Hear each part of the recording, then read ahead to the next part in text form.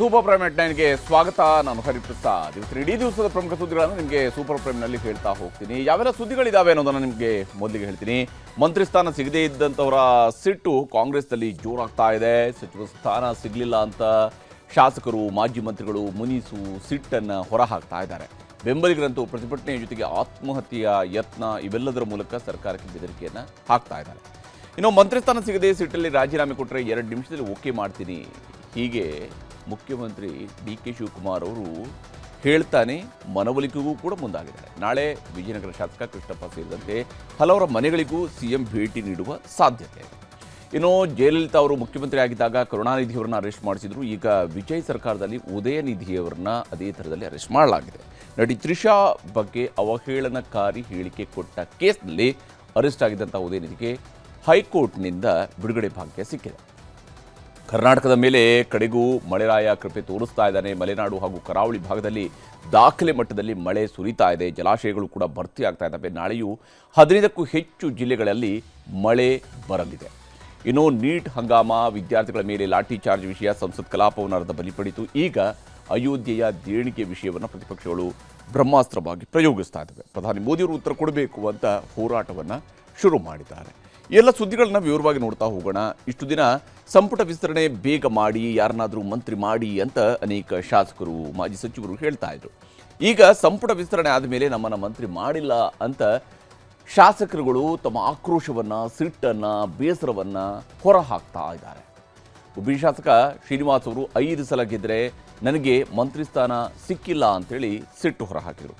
ನಮಗೆ ಗಾಡ್ ಫಾದರ್ಗಳು ಯಾರೂ ಇಲ್ಲ, ಗಾಡ್ ಫಾದರ್ಗಳು ಇರಬೇಕು, ಇಲ್ಲಾಂದರೆ ತಲೆ ಹೊಡೆದು ಹಣ ಮಾಡಿರಬೇಕು ಅಂಥೇಳಿ ಅಂಥವ್ರಿಗೆ ಮಾತ್ರ ಮಂತ್ರಿ ಸ್ಥಾನ ಸಿಗುತ್ತೆ ಅಂತ ಹೇಳಿ ಬಹುಶಃ ಈಗಿರುವ ಸಂಪುಟದವರಿಗೆ ಹೇಳಿದ್ರೆ, ಯಾರ ಬಗ್ಗೆ ಹೇಳಿದ್ರು ಗೊತ್ತಿಲ್ಲ, ಒಟ್ಟಿನಲ್ಲಿ ಸಿಟ್ಟಂತೂ ಹೊರಹಾಕಿದ್ದಾರೆ. 7 ಸಲ ಗೆದ್ದರೂ ನನ್ನನ್ನು ಮಂತ್ರಿ ಮಾಡಲಿಲ್ಲ, ಹಳಬರು ಸಾಯ್ಬೇಕಾ ಅಂತ ಮೊಳಕಾಲ್ಮೂರು ಶಾಸಕರಾಗಿರುವಂಥ ಎನ್.ವೈ. ಗೋಪಾಲಕೃಷ್ಣ ಅವರು ಕಿಡಿಕಾರಿದರೆ, ಶಿರಾದ ಶಾಸಕರಾಗಿರುವಂತಹ ಟಿ.ಬಿ. ಜಯಚಂದ್ರ ಅವರು ಕಾಂಗ್ರೆಸ್ನಲ್ಲೇ ಇರಬೇಡಿ ಅಂತಿದ್ದಾರೆ ನಮ್ಮ ಜನ ಅಂತ ಪಕ್ಷದ ಮೇಲೆ ಬೇಸರವನ್ನು ಹೊರಹಾಕಿದ್ದಾರೆ.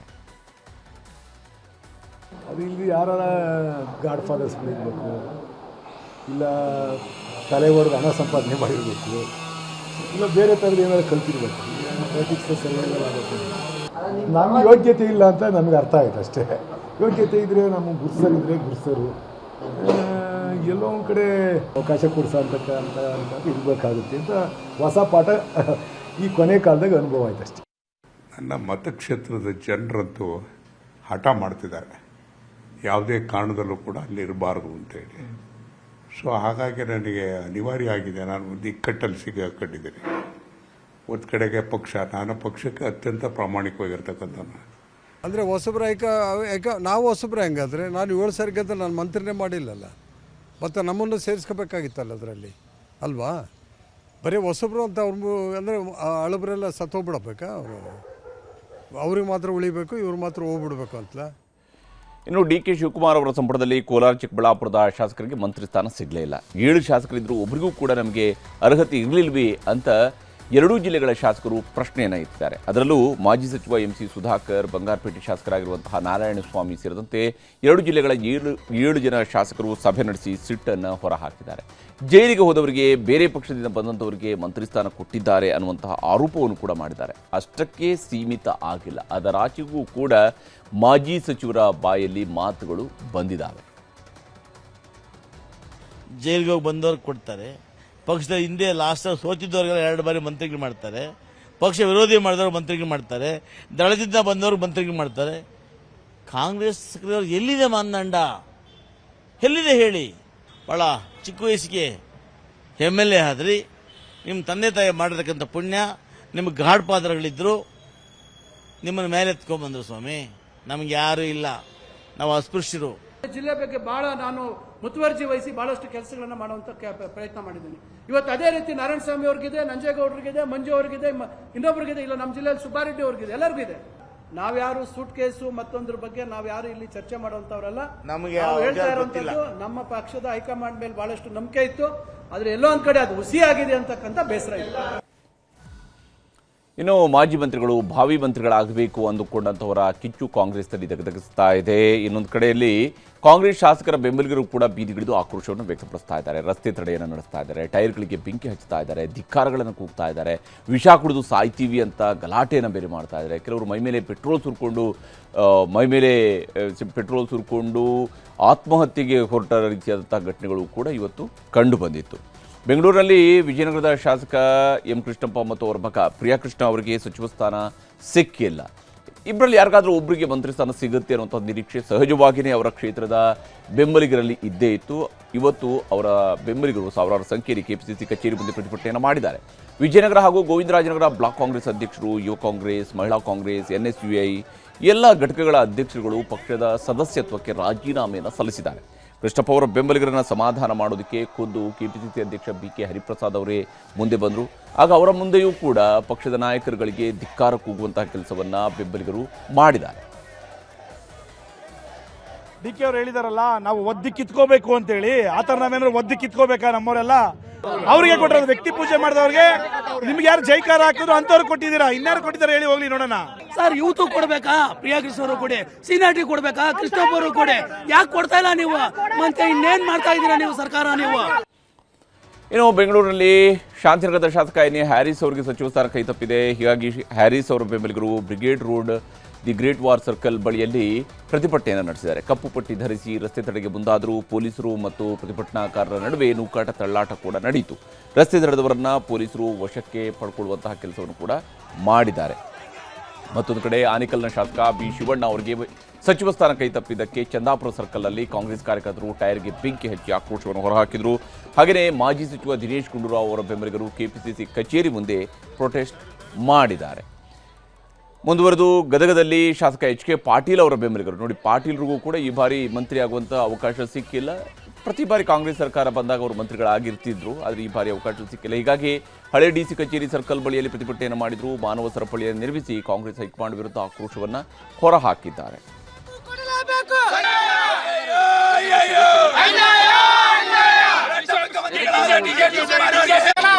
ಸಾಮೂಹಿಕ ಕಾಂಗ್ರೆಸ್ ಪಕ್ಷಕ್ಕೆ ಹಾಗೂ ನಮ್ಮ ನಗರಸಭೆ ಸದಸ್ಯ. ಮತ್ತೊಂದು ಕಡೆ ಹೊನ್ನಾಳಿ ಶಾಸಕರಾಗಿರುವಂತಹ ಶಾಂತನಗೌಡ ಅವ್ರಿಗೂ ಕೂಡ ಸಚಿವ ಸ್ಥಾನ ಕೈತಪ್ಪಿದೆ ಅಂತ ಹೇಳಿ ದಾವಣಗೆರೆ ಜಿಲ್ಲೆ ಹೊನ್ನಾಳಿಯಲ್ಲಿ ಬೆಂಬಲಿಗರು ಟೈರ್ಗೆ ಬೆಂಕಿ ಹಚ್ಚಿ ಆಕ್ರೋಶವನ್ನು ಹೊರಹಾಕಿದ್ದಾರೆ. ಸಚಿವ SS ಮಲ್ಲಿಕಾರ್ಜುನ ಅವರು ಶಾಸಕ ಶಾಂತನಗೌಡರಿಗೆ ಸಚಿವ ಸ್ಥಾನ ತಪ್ಪಿಸಿದ್ದಾರೆ ಅನ್ನುವಂಥ ಆರೋಪವನ್ನು ಅಲ್ಲಿ ಕಾಂಗ್ರೆಸ್ನ ಕಾರ್ಯಕರ್ತರೇ ಮಾಡಿದ್ದಾರೆ.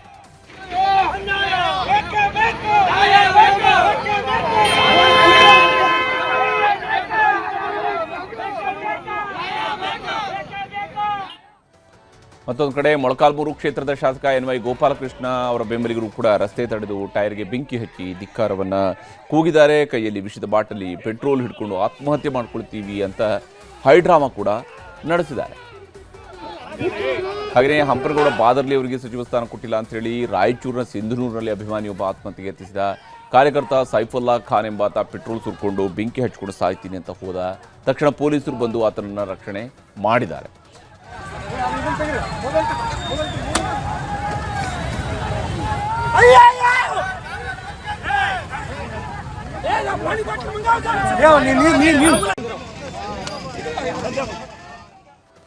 ಕೊಪ್ಪಳದಲ್ಲಿ ಶಾಸಕ ರಾಘವೇಂದ್ರ ಹಿಟ್ನಾಳ್ ಅವರ ಬೆಂಬಲಿಗರು ಕೂಡ ಸಿದ್ದರಾಮಯ್ಯನವರ ವಿರುದ್ಧನೇ ಗರಂ ಆಗಿದ್ದಾರೆ. ಜಾತಿಗೆ ಜಾತಿಯ ವೈರಿ, ನೀರಿಗೆ ಪಾಚಿ ವೈರಿ ಅಂತ ಪೋಸ್ಟ್ ಹಾಕಿದ್ದಾರೆ.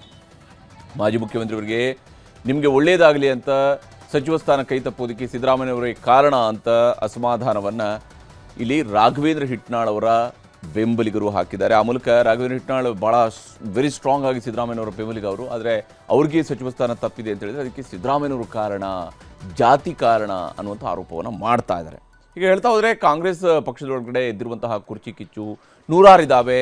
ಇಲ್ಲಿವರೆಗೂ 20ಕ್ಕೂ ಹೆಚ್ಚು ಶಾಸಕರು ಮಂತ್ರಿ ಸ್ಥಾನ ಕೊಟ್ಟಿಲ್ಲ ಅಂತ ಮುನಿಸ್ಕೊಂಡಿದ್ದಾರೆ. ಮಂತ್ರಿ ಸ್ಥಾನ ಸಿಗದ ಶಾಸಕರ ಬೆಂಬಲಿಗರು, ವಿಶೇಷವಾಗಿ ತಾಲೂಕು, ಬ್ಲಾಕ್, ಪಂಚಾಯಿತಿ ಮಟ್ಟದ ಪಕ್ಷಗಳ ಕಾರ್ಯಕರ್ತರು ರಾಜೀನಾಮೆಯನ್ನು ಕೊಡ್ತಾ ಇದ್ದಾರೆ. ಆದರೆ ಬಂಡೆದವರಿಗೆಲ್ಲರೂ ಕೂಡ ಮುಖ್ಯಮಂತ್ರಿ DK ಶಿವಕುಮಾರ್ ಅವರು ಖಡಕ್ ಆದಂಥ ಎಚ್ಚರಿಕೆಯನ್ನು ಕೂಡ ಕೊಟ್ಟಿದ್ದಾರೆ. ಮಂತ್ರಿ ಸ್ಥಾನಕ್ಕೆ ಕಾಂಗ್ರೆಸ್ನ ಎಲ್ಲ 132 ಶಾಸಕರು ಕೂಡ ಅರ್ಹರೇ ಇದ್ದಾರೆ. ಆದರೆ ಹೈಕಮಾಂಡ್ ಪಟ್ಟಿ ಫೈನಲ್ ಮಾಡಿದೆ, ಹಾಗಾಗಿ ಇಲ್ಲಿ ನಂದೇನೂ ಇಲ್ಲ ಅನ್ನುವಂಥದ್ದನ್ನು ತಮ್ಮ ಶಾಸಕರುಗಳಿಗೆ ಕನ್ವಿನ್ಸ್ ಮಾಡುವಂಥ ಪ್ರಯತ್ನವನ್ನು ಮಾಡಿದ್ದಾರೆ. ಪಕ್ಷದ ನಿರ್ಧಾರದ ವಿರುದ್ಧ ಯಾರೂ ಕೂಡ ಮಾತನಾಡಬಾರ್ದು. ನನ್ನನ್ನು ಸಿದ್ದರಾಮಯ್ಯನವರ ಅವಧಿಯಲ್ಲಿ ಮಂತ್ರಿ ಮಾಡಿರಲಿಲ್ಲ. ಪರಮೇಶ್ವರ್ ಅವ್ರನ್ನ ಅಥವಾ ಮಲ್ಲಿಕಾರ್ಜುನ ಖರ್ಗೆ ಅಂತವ್ರಿಗೂ ಕೂಡ ಕೆಲವು ಹಿಂದಿನ ಅವಧಿಗಳಲ್ಲಿ ಅವ್ರಿಗೂ ಕೂಡ ಮಂತ್ರಿ ಸ್ಥಾನ ಕೆಲವೊಮ್ಮೆ ಸಿಕ್ಕಿರಲಿಲ್ಲ. ಅವರೆಲ್ಲ ತಾಳ್ಮೆಯಿಂದ ಇದ್ದಿದ್ದಕ್ಕೆ ಇವತ್ತು ದೊಡ್ಡ ದೊಡ್ಡ ಹುದ್ದೆಗೆ ಹೋಗಿದ್ದಾರೆ. ಈಗ ಎಲ್ಲರೂ ಕೂಡ ತಾಳ್ಮೆಯಿಂದ ಇರಲೇಬೇಕು. ಅದನ್ನು ಬಿಟ್ಟು ರಾಜೀನಾಮೆ ಕೊಡ್ತೀವಿ ಅಂದರೆ ಕೊಡಿ, 2 ನಿಮಿಷದಲ್ಲಿ ಅಂಗೀಕಾರ ಮಾಡ್ತೀವಿ ಅಂತ ಚಾಟಿ ಬೀಸಿದ್ದಾರೆ. ಪಾರ್ಟಿ ಬೇಕು, ಅವ್ರಿಗೂ ಭವಿಷ್ಯ ಬೇಕು ಅಂತಂದ್ರೆ ಪಕ್ಷ ಇದ್ರೆ ಇದು. ನನಗೆ ರಾಜೀನಾಮೆ ಕೊಡ್ಬೋದೈತಲ್ಲ. ನಾನು ಧರ್ಮಸಿಂಗ್ ಕಾಲದಲ್ಲಿ, ಬೇರೆ ಕಾಲ, ಸಿದ್ದರಾಮಯ್ಯ ಕಾಲದಲ್ಲಿ ಎಲ್ಲ ನನ್ನ ಮಂತ್ರಿಗೆ ತಪ್ಪಿಸ್ತಾರಾದಾಗ ನಾನು ಪರಮೇಶ್ವರ್ ಇಬ್ರು ತಾಳ್ಮೆಯಿಂದ ಇರಲಿಲ್ವಾ? ವೀರೇಂದ್ರ ಪಾಟೀಲ್ ಕಾಲದಲ್ಲಿ ಬಂಗಾರಪ್ಪನವ್ರಿಗೆ ಕೊಟ್ಟಿರಲಿಲ್ಲ, ಖರ್ಗೆ ಸಾಹೇಬ್ರಿಗೆ ಕೊಟ್ಟಿರಲಿಲ್ಲ, ಧರ್ಮಸಿಂಗ್ಗೆ ಕೊಟ್ಟಿರಲಿಲ್ಲ. ಅವರೆಲ್ಲ ಚೀಫ್ ಮಿನಿಸ್ಟರ್ಗಳಾಗಲಿಲ್ವಾ? ಇವೆಲ್ಲ ಪೇಷನ್ಸಿಂದ ಈ ಸಂದರ್ಭದಲ್ಲಿ ಇರಬೇಕಾಗ್ತದೆ. Party is very much important. ಯಾರು ರೆಸಿಗ್ನೇಷನ್ ಕೊಟ್ಟರೆ within few minutes I am going to accept. ಇನ್ನು ಸಂಪುಟ ವಿಸ್ತರಣೆ ಪ್ರಮಾಣ ವಚನ ಕಾರ್ಯಕ್ರಮ ಅದಾಗಿಲ್ಲೂ ಕೂಡ ಸಿಎಂ ತಾಳ್ಮೆ ಪಾಠವನ್ನು ಮಾಡ್ತಾ ಇದ್ದಾರೆ. ಅಸಮಾಧಾನಿತ ಶಾಸಕರನ್ನು ಕರೆಸಿ ಮುಖಾಮುಖಿ ಮಾತುಕತೆಯನ್ನು ಕೂಡ ನಡೆಸಿ ಸಮಾಧಾನ ಮಾಡ್ತಾ ಇದ್ದಾರೆ. ಶಾಸಕರಾದ ರಾಘವೇಂದ್ರ ಹಿಟ್ನಾಳ್, ಬಸವರಾಜ್ ಶಿವಗಂಗಾ, ಕೆ ವೆಂಕಟೇಶ್, ಪ್ರದೀಪ್ ಈಶ್ವರ್, ಬೇಳೂರು ಗೋಪಾಲಕೃಷ್ಣ ಇವರೆಲ್ಲರೂ ಕೂಡ ಮುಖ್ಯಮಂತ್ರಿಯವರನ್ನ ಭೇಟಿಯಾಗಿದ್ದಾರೆ. ನಿನ್ನೆ ರಾಜೀನಾಮೆ ಕೊಡ್ತೀನಿ ಅಂತ ಹೇಳಿದ್ದ ಬೇಳೂರು ಗೋಪಾಲಕೃಷ್ಣ ಅವರು ಕೂಡ ಮುಖ್ಯಮಂತ್ರಿಯವರು ಮನವೊಲಿಸ್ತಾ ಇದ್ದಂತೆಯೇ ರಾಜೀನಾಮೆ ನಾನು ಕೊಡೋದಿಲ್ಲ ಅಂತ ಹೇಳಿದ್ದಾರೆ. ನೋವಾಗಿ ರಾಜೀನಾಮೆ ಕೊಡ್ತೀನಿ ಅಂತ ನಿನ್ನೆ ಮಾತಾಡಿದ್ದೆ. ಕೊಡಬೇಕಂತ ಯೋಚನೆ ಮಾಡಿದಾಗ ಮಾನ್ಯ ಮುಖ್ಯಮಂತ್ರಿಗಳು ರಾತ್ರಿ ಫೋನ್ ಮಾಡಿ ನಿರ್ಧಾರ ಯಾವುದೋ ತೆಗೆದುಕೊಳ್ಬೇಡ ಅಂತ ಹೇಳಿದ್ರು. ಬೆಳಗ್ಗೆ ಮಾತಾಡಿದ್ದೇನೆ. ಹಾಗಾಗಿ ನಾವು ಒಂದು ತೀರ್ಮಾನ ಮಾಡಿದ್ದೀವಿ. ಯಾಕಂದ್ರೆ ಪಕ್ಷ ನಿಷ್ಠೆ ಇದ್ದವ್ರು ನಾವು 3 ವರ್ಷದಲ್ಲಿ ಯಾವುದೇ ಪಕ್ಷದ ವಿರೋಧವಾಗಿ ಪಕ್ಷ ಚಟುವಟಿಕೆ ಯಾವುದೂ ನಾವು ಮಾಡಲಿಲ್ಲ. ಹಾಗಾಗಿ ಆಗೋಗಿದೆಪ್ಪ, ಏನ್ ಮಾಡೋದು ಅಂತ ಹೇಳಿದ್ದಾರೆ. ಅದಕ್ಕೋಸ್ಕರ ನನಗೆ ಟಿಕೆಟ್ ಕೊಟ್ಟಂತವ್ರು ಮಾನ್ಯ ಮುಖ್ಯಮಂತ್ರಿಗಳು ಕೊಟ್ಟಂತವ್ರು, ಇವತ್ತಿನ ಮುಖ್ಯಮಂತ್ರಿಗಳು. ಹಾಗಾಗಿ ಅವರಿಗೆ ನಿಷ್ಠೆಗೋಸ್ಕರ, ಪಕ್ಷಕ್ಕೋಸ್ಕರ ಯಾವುದೇ ಗೊಂದಲ ಇಲ್ಲದೆ ಅವರಿಗೋಸ್ಕರ ಇವತ್ತು ಯಾವುದೇ ರಾಜೀನಾಮೆ ಕೊಡುವನ್ನು ಬಿಟ್ಟಿದ್ದೀವಿ. ಇನ್ನು ಬಂಡಾಯ ಬಾವುಟ ಹಾರಿಸಿದವರ ಬಗ್ಗೆ ಮುಖ್ಯಮಂತ್ರಿ ಡಿ.ಕೆ. ಶಿವಕುಮಾರ್ ಅವರು ಕೂಡ ತಲೆ ಕೆಡಿಸ್ಕೊಂಡಿಲ್ಲ. ಆದರೆ ಒಂದು ಸಚಿವ ಸ್ಥಾನ ಖಾಲಿ ಇದ್ದು ಅದನ್ನು ಯಾರಿಗೆ ಕೊಡಬೇಕು ಅಂತ ಚರ್ಚೆ ಮಾಡ್ತಾ ಇದ್ದಾರೆ. ಮಹಿಳಾ ಸಚಿವರೇ ಇಲ್ಲದ ಸಂಪುಟ ಅನ್ನುವಂತಹ ಹಣೆಪಟ್ಟಿ ಈಗ ಸರ್ಕಾರದ ಮೇಲಿದೆ. ಅದನ್ನು ಅಳಿಸಿ ಹಾಕೋದಕ್ಕೆ ಮುಖ್ಯಮಂತ್ರಿಯವರು ಹೈಕಮಾಂಡ್ಗೂ ಕೂಡ ಮನವಿ ಮಾಡಿದ್ದಾರೆ. ಇದೆಲ್ಲದರ ಮಧ್ಯೆ 3 ಕಾಂಗ್ರೆಸ್ನ ಮಹಿಳಾ ಮಣಿಗಳು ನಮ್ಮನ್ನು ಮಂತ್ರಿ ಸ್ಥಾನಕ್ಕೆ ಪರಿಗಣಿಸಿ ಅಂತ ಬೇಡಿಕೆ ಇಟ್ಟಿದ್ದಾರೆ. ವಿಧಾನ ಪರಿಷತ್ನ ಸದಸ್ಯರಾಗಿರುವಂತಹ ಉಮಾಶ್ರೀ ಅವರು ಉಪಸಭಾಪತಿ ಸ್ಥಾನಕ್ಕೆ ಅವರು ಒಪ್ಕೊಂಡಿದ್ದಾರೆ. ಆದರೂ ನನ್ನನ್ನು ಮಂತ್ರಿ ಮಾಡಬೇಕು ಅಂತ ಸಿದ್ದರಾಮಯ್ಯನವರಿಗೆ, ಮುಖ್ಯಮಂತ್ರಿ ಡಿ.ಕೆ. ಶಿವಕುಮಾರ್ ಅವರಿಗೆ ಹೋಗಿ ಮನವಿಯನ್ನು ಮಾಡ್ಕೊಂಡು ಬಂದಿದ್ದಾರೆ. ಮತ್ತೊಂದು ಕಡೆ ಸಂಡೂರು ಶಾಸಕಿಯಾಗಿರುವಂತಹ ಅನ್ನಪೂರ್ಣ ತುಕಾರಾಮ್ ಅವರು ಕೂಡ ಇವತ್ತು ಮುಖ್ಯಮಂತ್ರಿಗಳ ಮನೆಗೆ ಬಂದು ಅಲ್ಲಿ ಮಂತ್ರಿ ಸ್ಥಾನಕ್ಕೆ ಅವರು ಬೇಡಿಕೆಯನ್ನು ಇಟ್ಟಿದ್ದಾರೆ. ಹಾಗೆಯೇ ನಿನ್ನೆ ರಾತ್ರಿಯೇ ಮೂಡಿಗೆರೆಯ ಶಾಸಕಿ ನಯನಾ ಮೋಟಮ್ಮ ಅವರು ತಮ್ಮ ತಾಯಿ ಮೋಟಮ್ಮನವರ ಜೊತೆಗೇನೆ ಹೋಗಿ ಮುಖ್ಯಮಂತ್ರಿಯವರನ್ನ ಭೇಟಿಯಾದರೂ ಅವರ ಮನೆಗೆ ಹೋಗಿ ಮಂತ್ರಿ ಸ್ಥಾನಕ್ಕೆ ಮನವಿಯನ್ನು ಮಾಡಿಕೊಂಡಿದ್ದಾರೆ. ಮಂತ್ರಿ ಸ್ಥಾನಕ್ಕೆ ಮಹಿಳೆಯರಿಗೆ ಸಂಬಂಧಪಟ್ಟಂಗೆ ಅವಕಾಶಗಳು ಇದೆ ಅನ್ನೋ ಕಾರಣದಿಂದ ಮತ್ತೆ ನಾನು ನೋಡಿ ಸರ್ ಅವಕಾಶ ಇದೆ, ಅವಕಾಶ ಮಾಡಿಕೊಡಿ ಅಂತ ಕೇಳಿದೆ. ಕನಿಷ್ಠ ಒಂದು 3 ಸ್ಥಾನಗಳಾದರೂ ಮಂತ್ರಿಗಳಿಗೆ ಕೊಡಬಹುದು ಹೆಣ್ಮಕ್ಳಿಗೆ ಅಂತ ನಿರೀಕ್ಷೆ ಮಾಡಿದ್ವಿ ಮತ್ತು ಎಲ್ಲ ಕಡೆ ಹೇಳಿದ್ವಿ ಕೂಡ. ಈಗ ಆಗಿಲ್ಲ. ಸೊ ಒಂದಾದರೂ ಸಿಗಬಹುದು ಅನ್ನೋ ನಿರೀಕ್ಷೆಯಲ್ಲಿ ಎಲ್ಲರೂ ಇದ್ದೀವಿ. ಪಕ್ಷ ನನಗೆ ಟಿಕೆಟ್ ಕೊಟ್ಟಿದೆ. ಪಕ್ಷ ನನಗೆ ಸಾಕಷ್ಟು ಅವಕಾಶಗಳನ್ನ ಕೊಟ್ಟಿದೆ. ಪಕ್ಷ ನಿಂತು ನನ್ನನ್ನು ಗೆಲ್ಲಿಸ್ಕೊಟ್ಟಿದೆ. ಈ ಒಂದು ಮಂತ್ರಿ ಸ್ಥಾನನೂ ಕೊಟ್ಟರೆ ಅದನ್ನು ಪಕ್ಷಕ್ಕೋಸ್ಕರ, ಸರ್ಕಾರಕ್ಕೋಸ್ಕರ, ಮುಖ್ಯಮಂತ್ರಿಗಳಿಗೋಸ್ಕರ ನಾನು ಖಂಡಿತ ಕೆಲಸ ಮಾಡಿ ತೋರಿಸ್ತೀನಿ. ಮಹಿಳೆಯರಿಗೆ ಇವತ್ತು ಸ್ಥಾನಮಾನ ಕೊಟ್ಟಿಲ್ಲ. ನಾವು ಆ ಆಧಾರದ ಕೇಳಿದ್ವಿ. ಇಲ್ಲಿ ಮಹಿಳೆಯರಿಗೆ ಯಾವ ಕೋಟ ಅಂತೇಳಿ ಬರಲ್ಲ. ಒಟ್ಟು ಒಬ್ಬ ಮಹಿಳೆಗೆ ಅಥವಾ 2 ಮಹಿಳೆಯರಿಗೆ ಸ್ಥಾನಮಾನ ಕೊಡಬೇಕು ಅನ್ನೋದು ಇದೆ. ಅದರ ಆಧಾರದ ಮೇಲೆ ಇಷ್ಟೆಲ್ಲ ಬೆಳವಣಿಗೆಗಳ ಮಧ್ಯೆ ಅಸಮಾಧಾನಗೊಂಡಿರುವಂತಹ ಕಾಂಗ್ರೆಸ್ ಕಟ್ಟಾಳುಗಳ ಮನವೊಲಿಕೆ ಕೆಲಸವೂ ಕೂಡ ಶುರುವಾಗಿದೆ.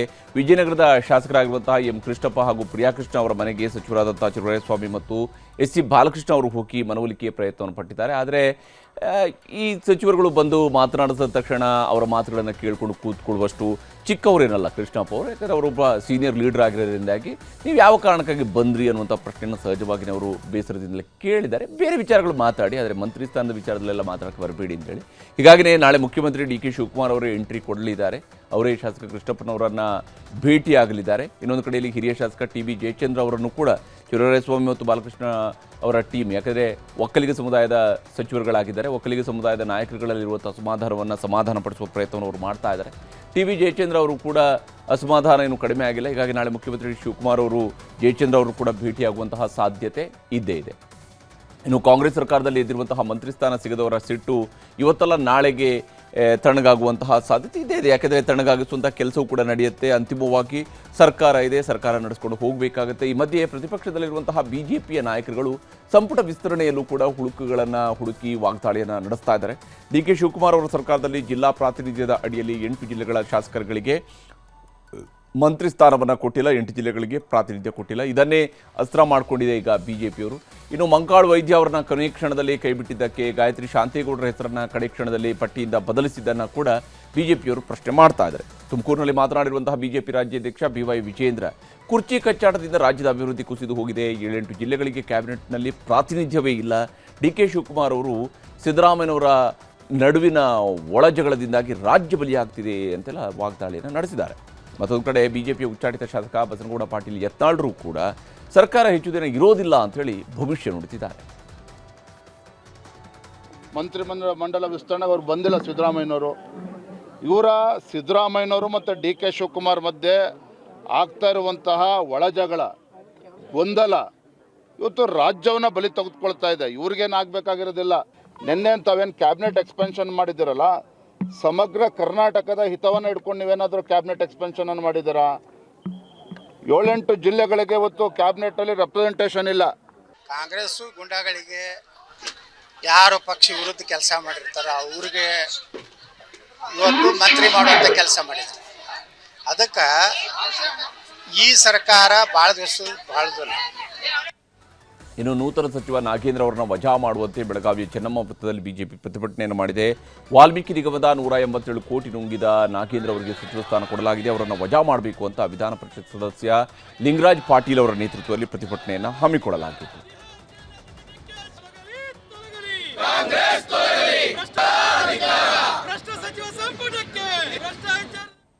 ಇನ್ನು ರಾಜ್ಯದ ಇತಿಹಾಸದಲ್ಲಿ ಮೊದಲ ಬಾರಿಗೆ ವಿಧಾನಸಭೆ ಮತ್ತು ವಿಧಾನ ಪರಿಷತ್ನ ಅಧ್ಯಕ್ಷರು, ಉಪಾಧ್ಯಕ್ಷರ ಹೆಸರನ್ನು ಕೂಡ ಕಾಂಗ್ರೆಸ್ ಪಕ್ಷದ ಪಟ್ಟಿಯಲ್ಲಿ ಪ್ರಕಟಣೆಯನ್ನು ಮಾಡಲಾಗಿತ್ತು.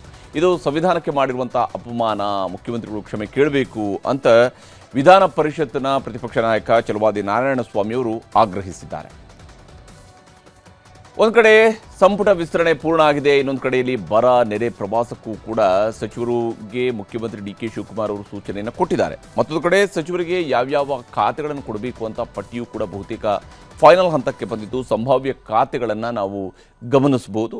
ಇದು ಅಂತಿಮ ಪಟ್ಟಿ ಅಲ್ಲ, ಆದರೆ ಇದು ಸಂಭವನೀಯ ಖಾತೆಗಳಷ್ಟೇ.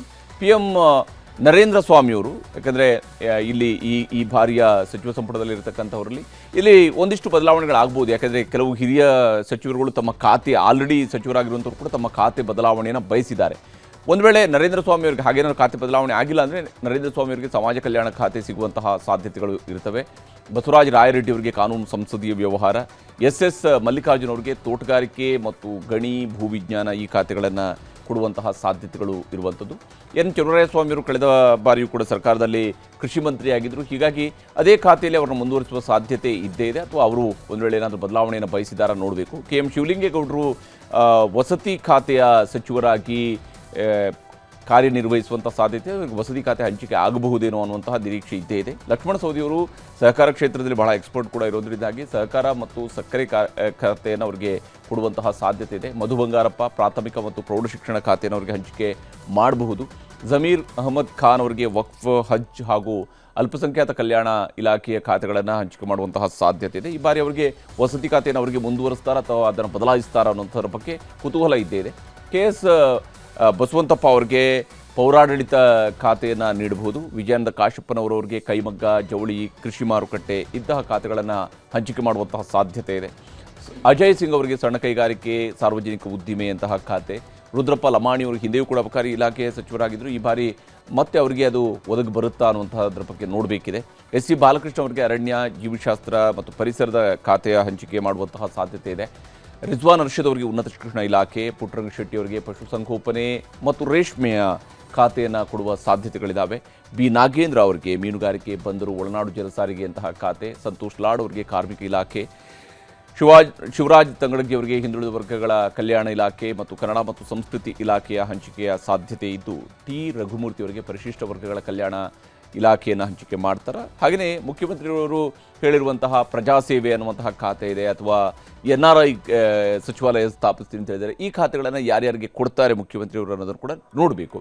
ಇನ್ನು ತಮಿಳುನಾಡಿನಲ್ಲಿ ಇಷ್ಟು ದಿನ ಅಣ್ಣಾ DMK ಮತ್ತು DMK ಅವರ ನಡುವೆ ದ್ವೇಷದ ರಾಜಕಾರಣ, ಜಿದ್ದಿನ ರಾಜಕಾರಣ ಇವೆಲ್ಲವೂ ಕೂಡ ದಗದಗಿಸ್ತಾ ಇತ್ತು.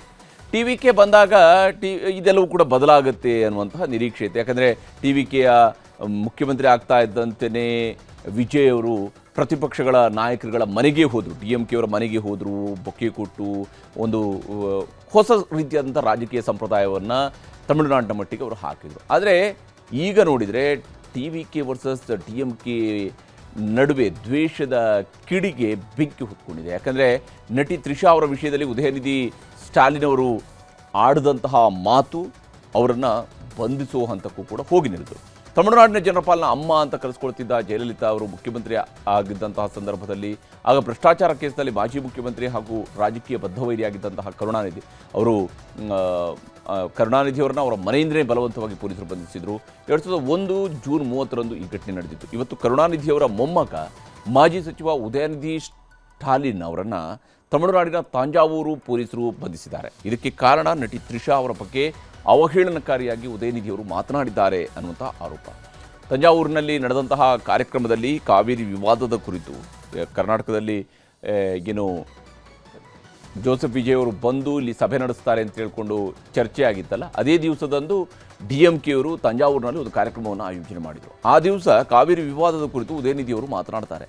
ಆಗ ವೇದಿಕೆಯ ಮುಂದಿದ್ದಂಥ, ಅಂದರೆ ಕಾವೇರಿ ನೀರು ಎಲ್ಲಿಗೆ ಹೋಗುತ್ತೋ ಬಿಡುತ್ತೋ ಗೊತ್ತಿಲ್ಲ, ಆದರೆ ಅವ್ರಿಗೆ ಮಾತ್ರ ಹೋಗುತ್ತೆ ಅನ್ನೋ ರೀತಿಯಲ್ಲಿ ಮಾತನಾಡ್ತಾ ಹೇಳ್ತಿದ್ದಾಗ ಕಾರ್ಯಕರ್ತರು ತ್ರಿಷಾ ಅಂತ ಹೇಳಿ ಘೋಷಣೆಗೆ ಹೋಗ್ತಾರೆ.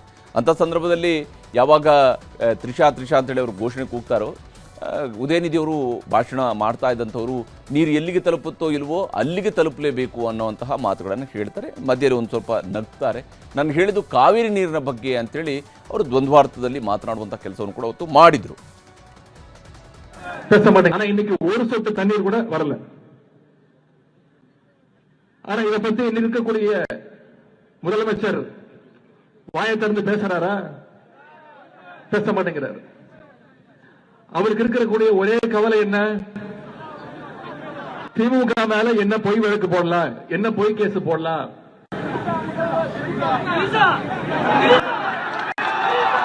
எங்க தண்ணி வருதோ இல்ல அங்க தண்ணி வரணும். ಕಾವೇರಿ ಸೊನ್ನೆ. ಉದಯನಿಧಿ ಆಡಿದಂತಹ ಮಾತು ಸಾಮಾಜಿಕ ಜಾಲತಾಣಗಳಲ್ಲಿ ವೈರಲ್ ಆಯಿತು. ತ್ರಿಷಾ ಅಭಿಮಾನಿಗಳು ಹಾಗೂ TVK ಮಹಿಳಾ ಘಟಕದ ಪ್ರಮುಖರು ಉದಯನಿಧಿ ವಿರುದ್ಧ ದೂರನ್ನು ದಾಖಲಿಸಿದರು. FIR ದಾಖಲಿಸಿಕೊಂಡಂತಹ ಪೊಲೀಸರು ಚೆನ್ನೈನಲ್ಲಿರುವಂತಹ ನೀಲಾಂಕರೈ ನಿವಾಸದಲ್ಲಿ ಉದಯನಿಧಿಯವರನ್ನ ಬಂಧಿಸಿ ಕರ್ಕೊಂಡು ಹೋಗ್ತಾ ಇದ್ರು. ಆಗ DMK ಕಾರ್ಯಕರ್ತರು ಪೊಲೀಸರನ್ನ ಸುತ್ತುವರಿದರು, ಗಲಾಟೆ ಮಾಡಿದರು. ತಂಜಾವೂರು ಬಳಿಯಲ್ಲಿ ಬರ್ತಾ ಇದ್ದಂತೆ ಚಪ್ಪಲಿ ಎಸೆದು ಪೊಲೀಸರ ಮೇಲೆ ಕಲ್ಲು ತೂರಾಟವೂ ಕೂಡ ನಡೆಸಲಾಯಿತು. ಬಂಧನವನ್ನು ಖಂಡಿಸಿ ಮದ್ರಾಸ್ ಹೈಕೋರ್ಟ್ನಲ್ಲಿ ಉದಯನಿಧಿ ಪರ ವಕೀಲರು ತುರ್ತು ಅರ್ಜಿಯನ್ನು ಸಲ್ಲಿಕೆ ಮಾಡಿದರು. ವಿಚಾರಣೆ ಬಳಿಕ ಸ್ಟೇಷನ್ ಬೇಲ್ ಮೇಲೆ ರಿಲೀಸ್ ಮಾಡೋದಕ್ಕೆ ತಂಜಾವೂರು ಪೊಲೀಸರಿಗೆ ಹೈಕೋರ್ಟ್ ಪೀಠ ಸೂಚನೆಯನ್ನು ಕೊಟ್ಟಿದೆ. ಪೊಲೀಸರ ವಿಚಾರಣೆಗೆ ಸಹಕರಿಸುವುದಕ್ಕೆ ಉದಯನಿಧಿಯವರಿಗೆ ನಿರ್ದೇಶನವನ್ನು ಕೂಡ ಕೊಟ್ಟಿದ್ದು ಉದಯನಿಧಿಯವರ ಬಿಡುಗಡೆ ಆಗಿದೆ. ತಮಿಳುನಾಡಿನ ಮುಖ್ಯಮಂತ್ರಿ ಆಗಿರುವ ಜೋಸೆಫ್ ವಿಜಯ್ ಮತ್ತು ನಟಿ ತ್ರಿಷಾ ಅವರ ನಡುವಿನ ಗೆಳೆತನ ಎಲ್ರಿಗೂ ಕೂಡ ಗೊತ್ತಿದೆ. ವಿಜಯ್ ಎಲ್ಲೇ ಹೋದರೂ ಯಾವುದೇ ಸಂದರ್ಭಗಳಲ್ಲಿ ವಿಶೇಷ ಸಂದರ್ಭಗಳಲ್ಲಿ ತ್ರಿಷಾ ಅವರಿಗೆ ವಿಶ್ ಮಾಡ್ತಾ ಇರ್ತಾರೆ. ಈ ಎಲ್ಲ ಕಾರಣಕ್ಕಾಗಿ ವಿಜಯ್ TVK ಪಕ್ಷಕ್ಕೆ ಹೆಚ್ಚು ಸ್ಥಾನ ಬಂದಾಗಲೂ ಕೂಡ ತ್ರಿಷಾ ಅವರು ಸಂಭ್ರಮಿಸಿದರು. ವಿಜಯ್ ಸರ್ಕಾರ ರಚನೆ ಆಗುವ ಸಂದರ್ಭದಲ್ಲಿ ಅಫ್ಕೋರ್ಸ್ ಅವತ್ತು ತ್ರಿಷಾ ಅವರ ಬರ್ತ್ಡೇ ಕೂಡ ಇತ್ತು. ತಿರುಪತಿಗೆ ಹೋಗಿ ಪೂಜೆಯನ್ನು ಮಾಡಿಸ್ಕೊಂಡು ಬಂದಿದ್ದರು. ಇದೆಲ್ಲವೂ ಕೂಡ ಬಹಳ ಚರ್ಚೆಗೂ ಕೂಡ ಗ್ರಾಸ ಆಗಿತ್ತು. ಆದರೆ ತ್ರಿಷಾ ಅವರ ವಿಚಾರದಲ್ಲಿ ಹಿಂದೆ BJP ನಾಯಕರು ಕೂಡ ಹೇಳಿದಂತಹ ಮಾತುಗೂ ಕೂಡ ಬಹಳ ದೊಡ್ಡದಾದಂತಹ ವ್ಯತಿರಿಕ್ತವಾದಂತಹ ಪರಿಣಾಮಗಳಲ್ಲಿ ಬೀರಿದ್ವು. ವಿಜಯ್ ಅವರ ಸಿನಿಮಾ ಜನನಾಯಕನ ರಿಲೀಸ್ ಆದಾಗಲೂ ಕೂಡ ಫಸ್ಟ್ ಶೋಗೆ ವಿಜಯ್ ಅವರಿಗೆ ಶುಭವನ್ನು ಕೋರೋದಕ್ಕಾಗಿ ತ್ರಿಷಾ ಅವರು ಕೂಡ ಹೋಗಿದ್ರು. ಈಗ ತ್ರಿಷಾ ಅವರ ವಿಷಯದಲ್ಲಿ ಉದಯನಿಧಿಯವರನ್ನ ಬಂಧಿಸಿರುವಂಥದ್ದು ವಿಜಯ್ ಅವರ ಆದೇಶದ ಕಾರಣಕ್ಕಾಗಿ ಬಂಧನ ಆಗಿದೆ ಅಂತೇಳಿ DMK ಅವರು ನೇರವಾದಂಥ ಆರೋಪವನ್ನು ಮಾಡ್ತಾ ಇದ್ದಾರೆ. ಇನ್ನು ನಮ್ಮ ರಾಜ್ಯದ ಬಹುತೇಕ ಜಿಲ್ಲೆಗಳಲ್ಲಿ ಬರ ಆವರಿಸಿದೆ. ಆದರೆ ಮಲೆನಾಡು ಮತ್ತು ಕರಾವಳಿಯಲ್ಲಿ ಈಗ ವರುಣದೇವ ರೌದ್ರಾವತಾರವನ್ನು ತೋರ್ತಾ ಇದ್ದಾನೆ. ಬಿಟ್ಟು ಬಿಡದೆ ಸುರಿತಾ ಇರುವಂತಹ ಮಳೆ ಜನರನ್ನು ಕಂಗೆಡಿಸ್ತಾ ಇದೆ. ಇದರ ನಡುವೆ ಜಲಾಶಯಗಳಿಗೆ ನೀರು ಹರಿದು ಬರ್ತಾ ಇತ್ತು. ಕರ್ನಾಟಕದಲ್ಲಿ ಸ್ವಲ್ಪ ಮಟ್ಟಿಗೆ ನೆಮ್ಮದಿಯ ವಾತಾವರಣ ನಿರ್ಮಾಣಗೊಳ್ತಾ ಇದೆ. ನಾಳೆಯೂ ಕರಾವಳಿ ಮಲೆನಾಡು ಜಿಲ್ಲೆಗಳಿಗೆ ಮಳೆಯ ಎಚ್ಚರಿಕೆಯನ್ನು ನೀಡಲಾಗಿದೆ.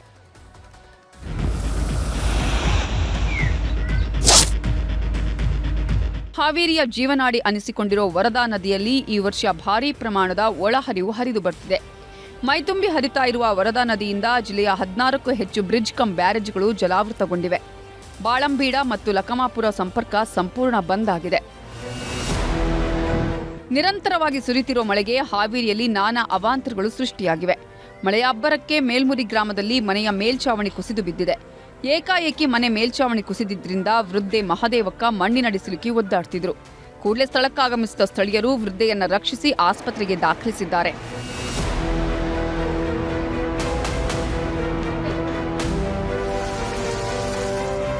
ಚಿಕ್ಕಮಗಳೂರು, ಶಿವಮೊಗ್ಗ ಜಿಲ್ಲೆಯಲ್ಲಿ ಮಳೆಯಾಗ್ತಾ ಇರುವ ಹಿನ್ನೆಲೆ ತುಂಗಭದ್ರಾ ಜಲಾಶಯದ ನೀರಿನ ಮಟ್ಟ ಏರಿಕೆಯಾಗಿದೆ. ಡ್ಯಾಂಗೆ ಅಪಾರ ಪ್ರಮಾಣದ ನೀರು ಹರಿದು ಬರುತ್ತಿದ್ದು ಸದ್ಯ 82,315 ಕ್ಯೂಸೆಕ್ ನೀರು ಹರಿದು ಬರ್ತಿದೆ. ಜಸ್ಟ್ ಒಂದೇ ಒಂದು ವಾರದಲ್ಲಿ 25 ಟಿಎಂಸಿ ನೀರು ಸಂಗ್ರಹವಾಗಿದೆ. ಹೀಗಾಗಿ ಟಿಬಿ ಡ್ಯಾಂ ನಂಬಿಕೊಂಡಿದ್ದ ರೈತರ ಮೊಗದಲ್ಲಿ ಮಂದಹಾಸ ಮೂಡಿದೆ.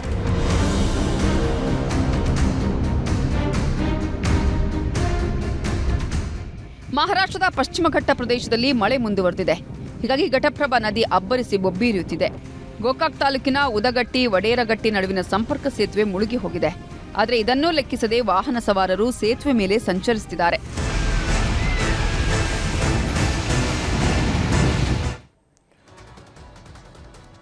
ಈಗ ರಾಜ್ಯ, ದೇಶ, ವಿದೇಶಗಳ ಮತ್ತಷ್ಟು ಪ್ರಮುಖ ಸುದ್ದಿಗಳನ್ನು ಕ್ವಿಕ್ ಆಗಿ ನೋಡ್ತಾ ಹೋಗೋಣ.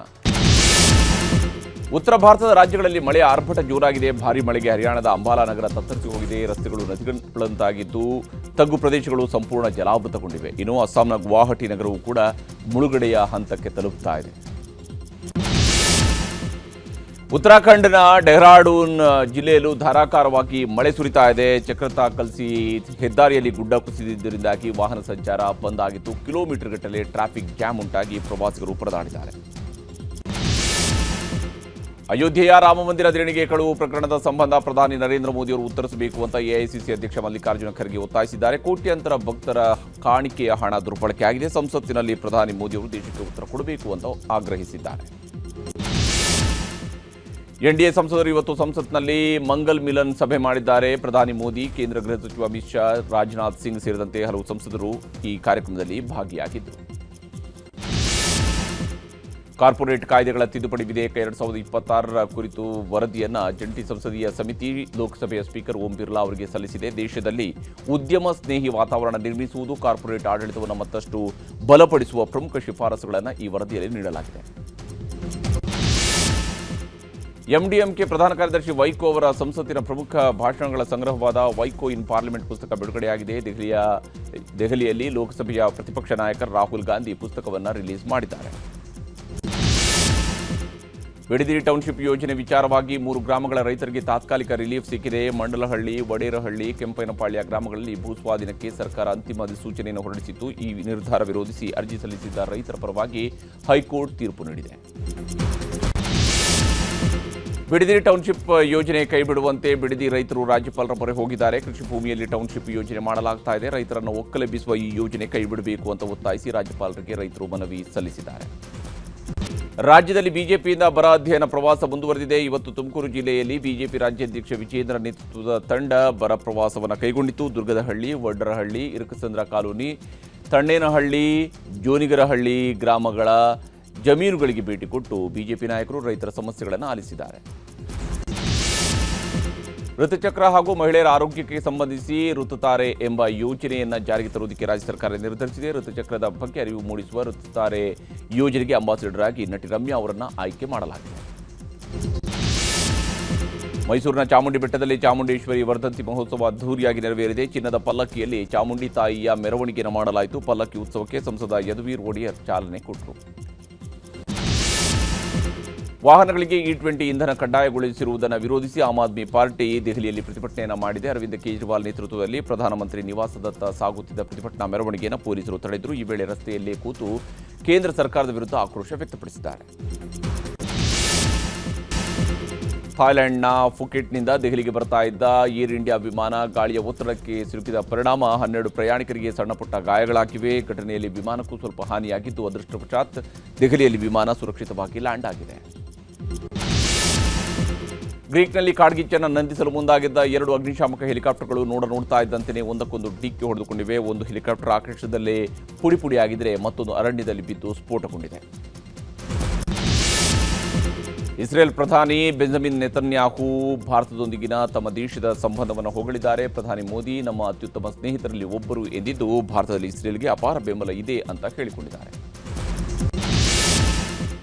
ಸ್ಕಾಟ್ಲೆಂಡ್ನ ಗ್ಲಾಸ್ಗೋದಲ್ಲಿ ನಡೆದ ಕಾಮನ್ವೆಲ್ತ್ ಗೇಮ್ಸ್ 2026ರಲ್ಲಿ ಪದಕ ಗೆದ್ದು ಸಾಧನೆ ಮಾಡಿದ ಭಾರತೀಯ ಕ್ರೀಡಾಪಟುಗಳನ್ನು ಕೇಂದ್ರ ಸರ್ಕಾರ ಅಭಿನಂದಿಸಿದೆ. ಕೇಂದ್ರ ಕ್ರೀಡಾ ಸಚಿವ ಡಾಕ್ಟರ್ ಮನ್ಸುಖ್ ಮಾಂಡವಿಯಾ ಅವರು ದೆಹಲಿಯ ತಮ್ಮ ಕಚೇರಿಯಲ್ಲಿ ಕ್ರೀಡಾಪಟುಗಳನ್ನು ಅಭಿನಂದಿಸಿ ನಗದು ಬಹುಮಾನ ಪ್ರದಾನ ಮಾಡಿದರು.